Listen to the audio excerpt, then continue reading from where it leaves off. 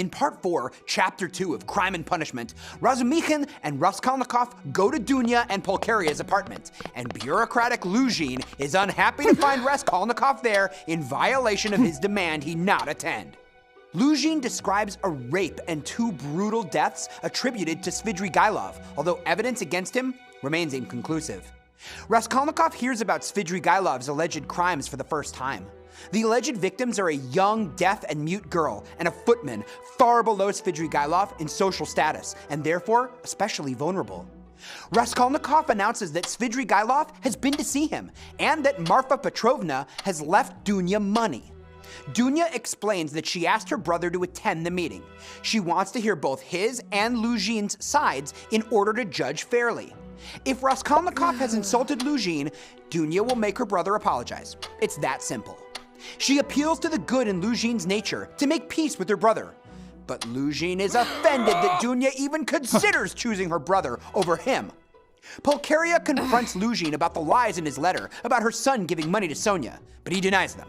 Luzhin assumes the women are just defying him now because they have money of their own, revealing that Raskolnikov was right about him after all. Luzhin expected Dunya's financial circumstances to make her completely dependent on him, hoping she would worship him as her savior. The selfish man thinks women are to be bought and sold like commodities to their husbands. Dunya angrily throws Luzhin out, breaking their engagement. Luzhin claims she should be grateful he wanted to marry her at all, and that he laments the money he spent on her. Luzhin leaves, and incapable of admitting fault or seeing anyone else's point of view, feels vindictive hatred for Raskolnikov. In Part 4, Chapter 3 of Crime and Punishment, Raskolnikov tells Dunya that Svidrigailov wants to meet her and give her money, but this frightens her. Razumikhin lays out a plan for him, Raskolnikov, and Dunya to go into publishing together, using some of the money Dunya inherited from Marfa Petrovna. Raskolnikov likes the idea, but his conscience quickly gets the better of him, and he suddenly declares that he wants to separate from his mother and sister. He asks them to leave him alone, or he will hate them, which devastates his mother.